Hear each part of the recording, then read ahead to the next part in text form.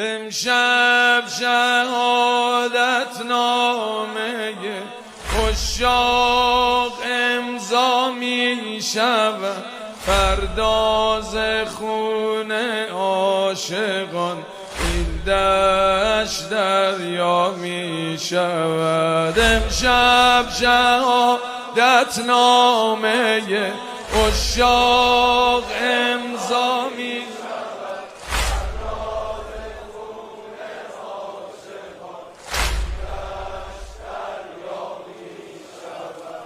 امشب کنار یکدیگر بنشست آل مصطفی، فردا پریشان جمعشان چون قلب زهرا می شود. امشب صدای خواندن قرآن به گوش آید، ولی فردا صدای الامان زین دشت برپا می شود.